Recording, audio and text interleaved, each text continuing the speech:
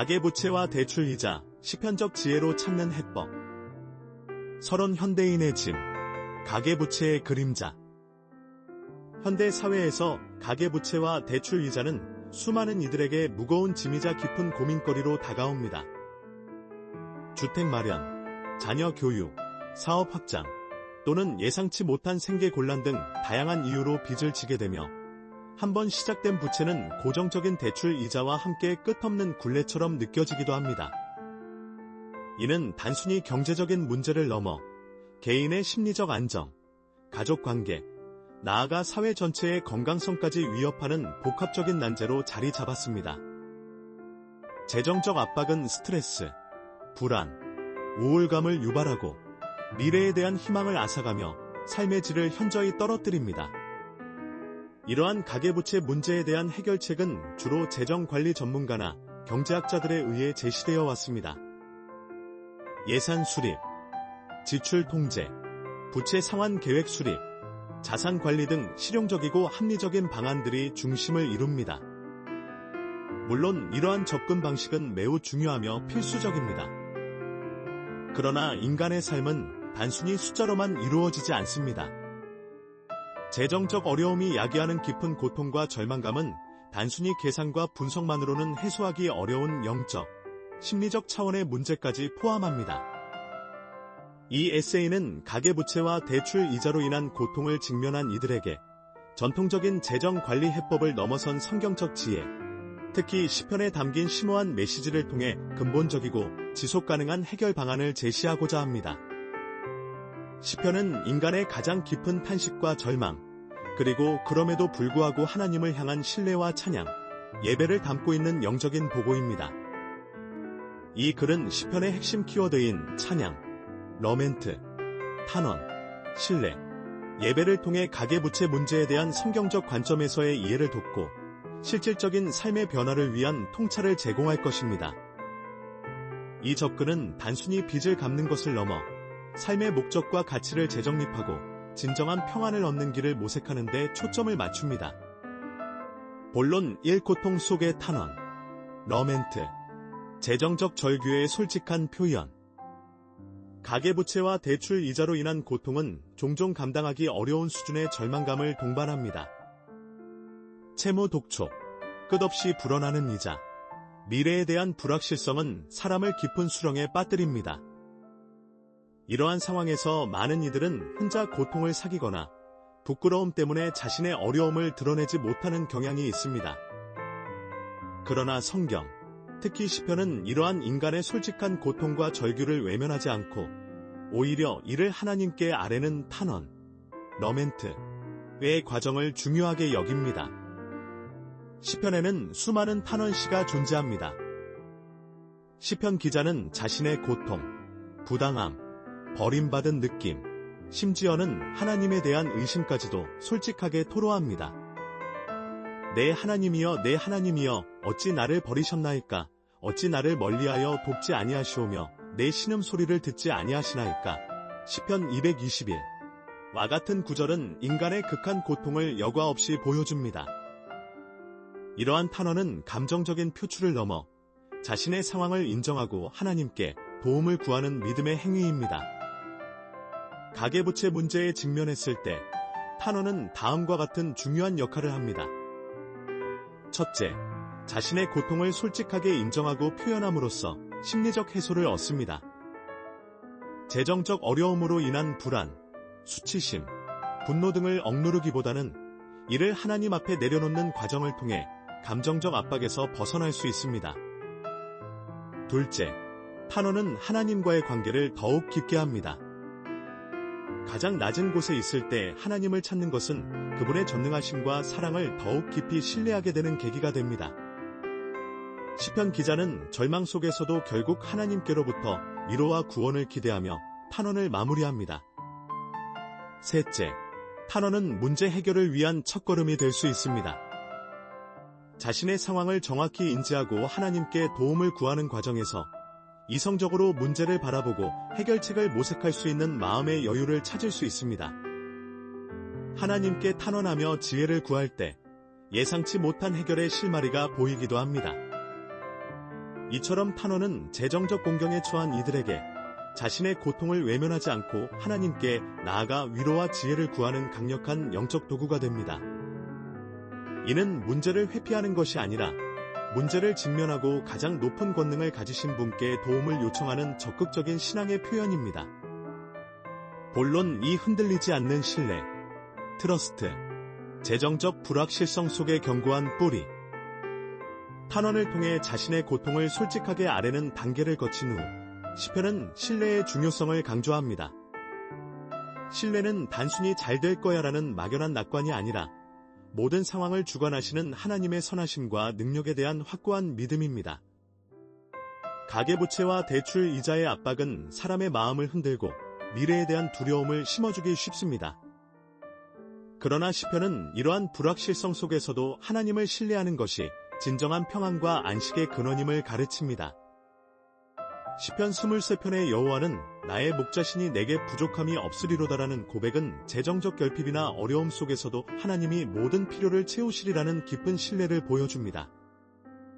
또한 시편 37편은 여호와를 의지하여 선을 행하라 땅에 머무는 동안 그의 성실을 먹을거리로 삼을지어다. 또 여호와를 기뻐하라. 그가 내 마음의 소원을 내게 이루어 주시리로다. 시편 3734라고 권면합니다. 이는 재정적 어려움 속에서도 하나님께 초점을 맞추고 그분의 방식대로 살아갈 때 궁극적으로 모든 것이 합력하여 선을 이룰 것이라는 믿음을 심어줍니다. 가계부채 문제에 대한 신뢰는 다음과 같은 실질적인 적용을 가져옵니다. 첫째, 두려움을 극복하고 합리적인 판단을 가능하게 합니다. 극한의 불안감 속에서는 올바른 재정적 결정을 내리기 어렵습니다. 하나님을 신뢰할 때 마음의 평안을 얻고 당장의 위기를 벗어나기 위한 조급한 결정이 아닌 장기적이고 지혜로운 해결책을 모색할 수 있게 됩니다. 둘째, 책임감 있는 태도를 갖게 합니다. 하나님을 신뢰한다는 것은 모든 것을 하나님께 맡기고 손 놓고 있다는 의미가 아닙니다. 오히려 하나님이 주신 지혜와 능력을 최대한 발휘하여 자신의 책임을 다하는 것을 포함합니다. 부채 상환을 위한 성실한 노력, 불필요한 지출 절제, 수입 증대를 위한 노력 등이 신뢰의 실제적인 표현이 됩니다. 셋째, 인내와 끈기를 부여합니다. 가계부채 문제는 단시간에 해결되기 어려운 경우가 많습니다.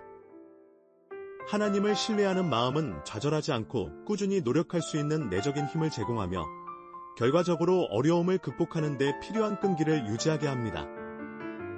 하나님을 향한 신뢰는 재정적인 어려움 속에서 개인이 겪는 심리적 압박을 완화하고 문제 해결을 위한 긍정적이고 적극적인 자세를 취할 수 있도록 돕는 견고한 영적 토대가 됩니다.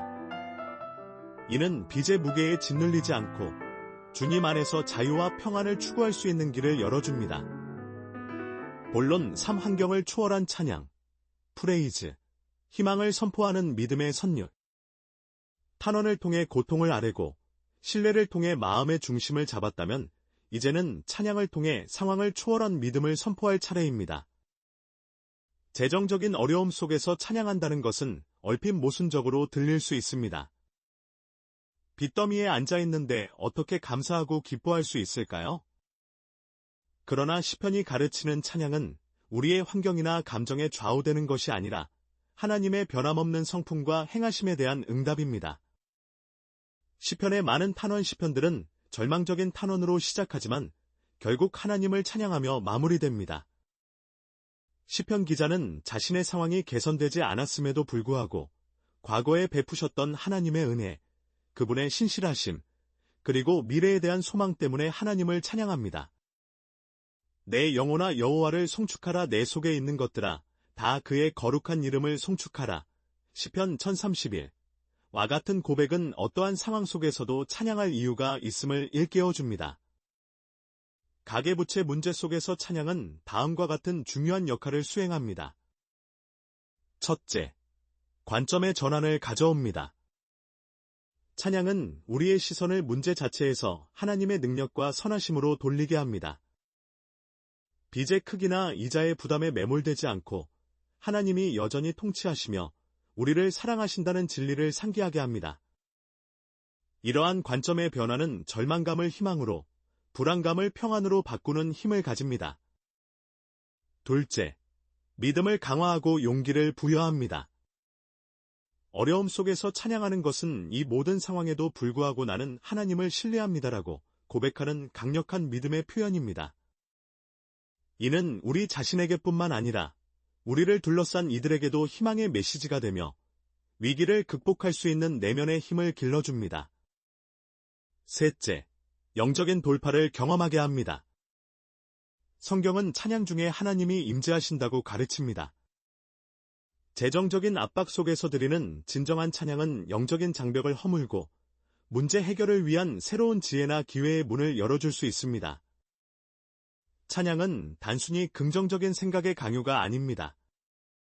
그것은 하나님의 주권을 인정하고 그분의 선하심을 선포하는 믿음의 선율이며 고통스러운 현실 속에서도 희망을 붙들고 나아갈 수 있는 강력한 영적 동력이 됩니다.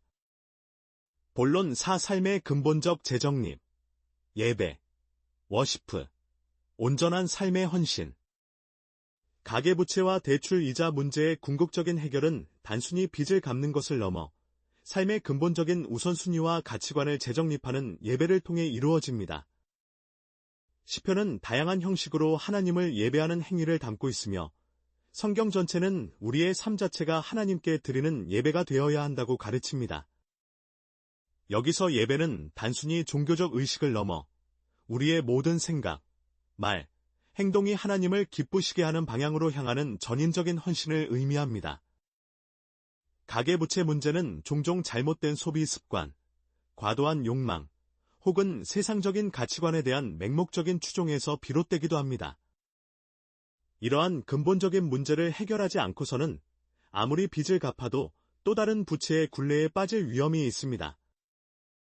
예배적인 삶은 이러한 악순환을 끊어내는 데 결정적인 역할을 합니다. 예배적인 삶은 가계부채 문제의 다음과 같은 방식으로 적용됩니다. 첫째, 재정의 주인 인식 변화입니다. 예배는 하나님이 모든 것의 창조주이시며 주인이심을 인정하는 행위입니다. 이는 우리의 돈, 시간, 재능 또한 우리의 것이 아니라 하나님께서 맡기신 것임을 깨닫게 합니다. 이러한 인식은 재정 관리에 대한 책임감을 강화하고 무분별한 소비나 투기가 아닌 하나님의 뜻에 합당한 청지기적 자세를 갖도록 이끕니다. 땅과 거기에 충만한 것과 세계와 그 중에 사는 자들은 다 여호와의 것이로다. 시편 241.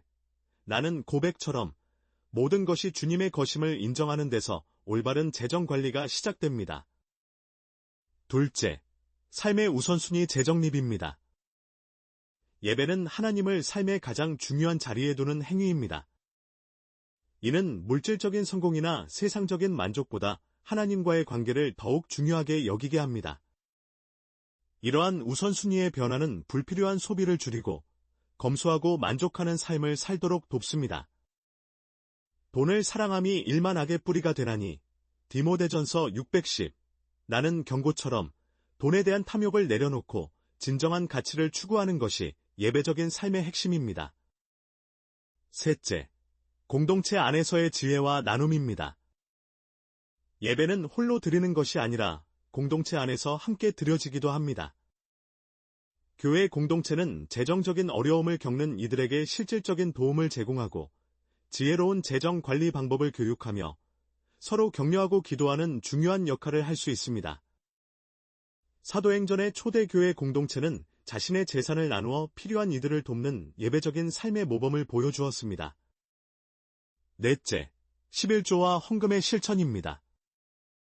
재정적 어려움 속에서 11조와 헌금을 드리는 것은 쉽지 않은 일이지만 이는 하나님이 공급자이심을 신뢰하고 그분께 영광을 돌리는 강력한 예배 행위입니다. 말라기 310의 약속처럼 하나님께서는 당신의 것을 먼저 드리는 자들을 축복하시리라는 믿음으로 드리는 헌신은 단순한 재정적 행위를 넘어선 깊은 예배적 의미를 가집니다. 물론 이는 맹목적인 행위가 아닌 지혜롭고 신중한 재정 계획 안에서 이루어져야 합니다. 예배는 가계부채 문제를 해결하는 데 있어 가장 근본적인 접근 방식입니다. 이는 단순히 빚을 갚는 기술적인 문제를 넘어 우리의 가치관, 소비 습관, 그리고 삶의 전반적인 방향을 하나님 중심적으로 재정립하는 과정이며 이 과정에서 진정한 자유와 풍요로움을 경험하게 됩니다. 본론 5. 성경적 지혜의 실제적 적용 재정 관리와 삶의 원칙. 시편적 지혜는 단지 영적인 영역에만 머무르지 않고 실제적인 삶의 지침으로 이어집니다.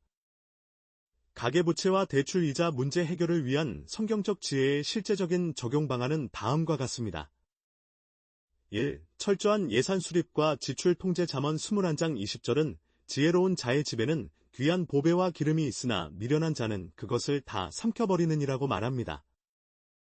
이는 재정 계획의 중요성을 강조합니다.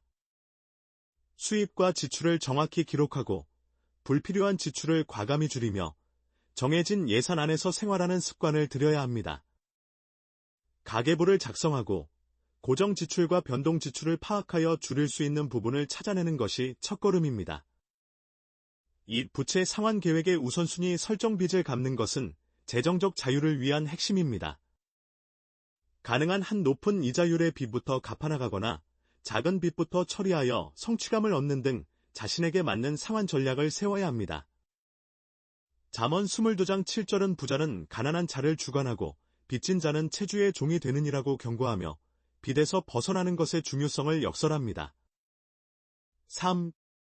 근면 성실한 노동과 수입 증대 노력 잠언 6장 68절은 게으른 자여 개미에게 가서 그가 하는 것을 보고 지혜를 얻으라. 개미는 두령도 없고 감독관도 없고 통치자도 없으되 먹을 것을 여름 동안에 예비하며 추수 때에 모으느니라고 가르칩니다.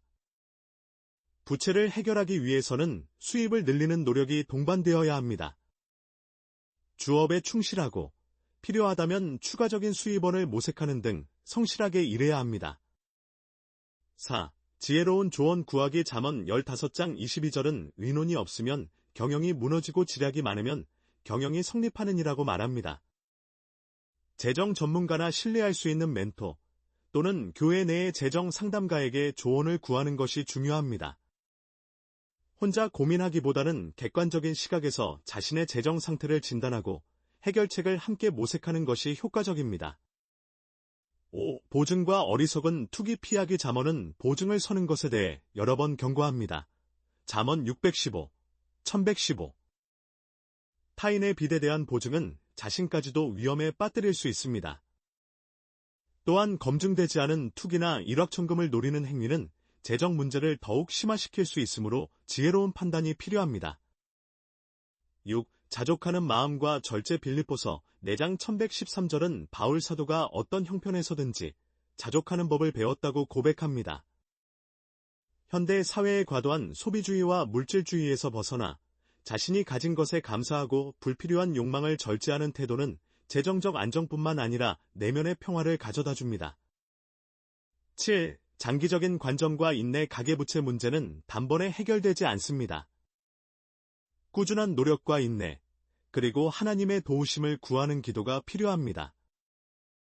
희망을 잃지 않고 매일 작은 실천들을 이어나가는 것이 중요합니다. 이러한 성경적 원칙들은 가계부채를 해결하는 실제적인 도구가 될 뿐만 아니라 재정적 어려움을 통해 삶의 진정한 의미와 우선순위를 깨닫고 더욱 성숙한 인격으로 성장하는 계기를 제공합니다. 결론. 고통 속에서 피어나는 희망과 변화의 여정. 가계부채와 대출 이자라는 현대인의 깊은 고민거리는 단순한 경제적 수치를 넘어 인간의 영혼과 삶 전반에 영향을 미치는 복합적인 문제입니다. 전통적인 재정관리 해법이 중요하지만 그것만으로는 감당하기 어려운 고통과 절망의 영역에 있어서는 성경, 특히 시편의 지혜가 강력한 해결책을 제시합니다. 우리는 먼저 탄원, 러멘트를 통해 자신의 고통과 절망을 하나님께 솔직하게 아뢰며 심리적, 영적인 해소를 얻을 수 있습니다. 이어 신뢰, 트러스트를 통해 불확실한 미래 속에서도 변함없는 하나님의 선하심과 능력을 믿음으로 붙들고 마음의 평안과 올바른 판단력을 회복합니다. 나아가 찬양, 프레이즈를 통해 환경을 초월하여 하나님의 주권을 선포하며 관점의 전환과 믿음의 강화를 경험합니다. 마지막으로 예배, 워시프를 통해 모든 재정의 주인이 하나님이심을 인정하고 삶의 우선순위를 재정립하며 탐욕을 내려놓고 자족하는 삶을 살아감으로써 근본적인 변화를 이룹니다.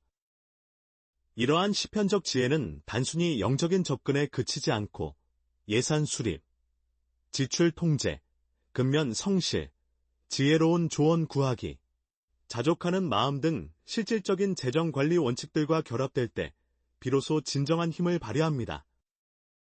가계부채 문제는 단기간에 해결되기 어렵지만 이 영적이고 실질적인 여정을 통해 우리는 빚의 굴레에서 벗어나 재정적인 자유뿐만 아니라 마음의 평안과 진정한 삶의 풍요로움을 경험할 수 있을 것입니다.